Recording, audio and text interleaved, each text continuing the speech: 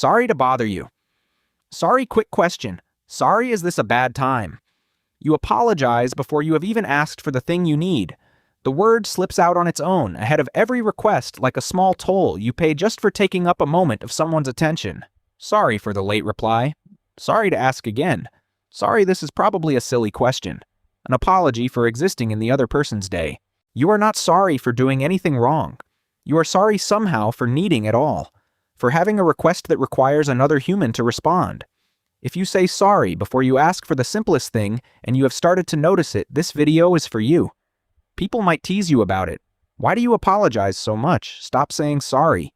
You did not do anything. Just ask the question. And they mean well. But the sorry is not really about manners, and it does not stop just because someone points it out. It runs deeper than that. Because the reflex to apologize before asking is not politeness. It is a quiet belief, wired in early, about how much space you are allowed to take. Somewhere along the way, you learned that your needs were an imposition. That wanting something from someone came with a cost you had to pay up front. So the sorry is the payment. It is you saying, I know I am asking for something and I know that is a burden, so let me soften it before I do. Here is the reversal. Over-apologizing is not weakness or low confidence in the way people think. It is a strategy, a way to stay safe by staying small. If you apologize first, you cannot be accused of being demanding. You have pre-shrunk the request. You have made yourself easy, unthreatening, no trouble at all.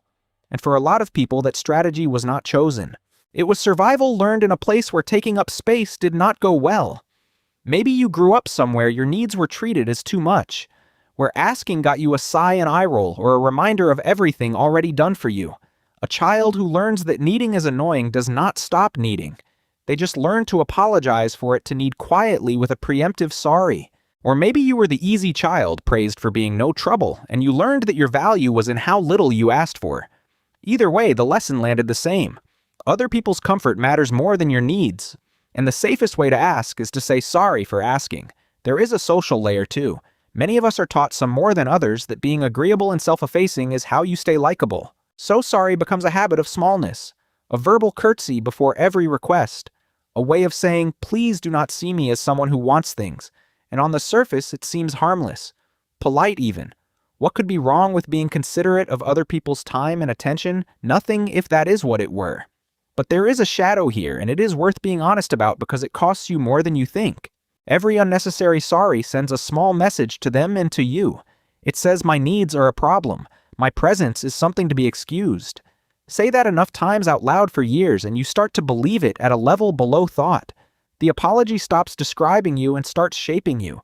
You begin to ask for less, to need less out loud, to pick the smaller request or no request at all because asking feels like taking. And people without meaning to take you at your word.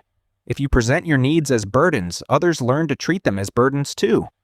The person who apologizes for everything slowly trains the room to see them as lesser. Not because they are, but because they keep announcing it. There is a quieter cost too. When sorry is your reflex, you also apologize when you have actually been wronged. You say sorry when someone bumps into you. The word loses its meaning. It stops being an apology and becomes a flinch, a way of making yourself smaller before anyone can push you there first. Over-apologizing can also become invisible, so automatic you do not hear it until someone points out that you said sorry 6 times in one short conversation. So let me draw the distinction that changes everything because this is not about never apologizing.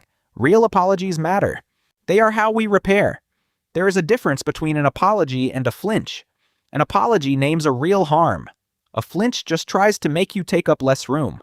Sorry I am late when you kept someone waiting is an apology. Sorry to bother you when you asked a normal question is a flinch. One repairs, one shrinks. The goal is to keep the apologies and retire the flinches, to say sorry when you mean it, and to stop apologizing for the simple act of having needs. And there is a beautiful trick for this one small swap that changes the whole feel of a request. You replace sorry with thank you. Instead of sorry I am late, you try thank you for waiting. Instead of sorry to bother you, thank you for your time. Same warmth. None of the shrinking. Feel the difference. Sorry puts you below the other person apologizing for a crime you did not commit. Thank you meets them as an equal with gratitude. It honors them without diminishing you. It says I value your time, not I am sorry, I exist. and people respond to it completely differently. You can also just let the request stand alone. Can you help me with this? No preamble, no cushion. It will feel bare at first. That bareness is you unshrunk. The first few times dropping the sorry will feel almost rude. It is not rude. It only feels that way because you are so used to paying the toll. Notice too when you are about to apologize for a feeling. Sorry for being emotional. Sorry for oversharing. Your feelings are not a mess someone has to clean up. You are allowed to have them without a receipt.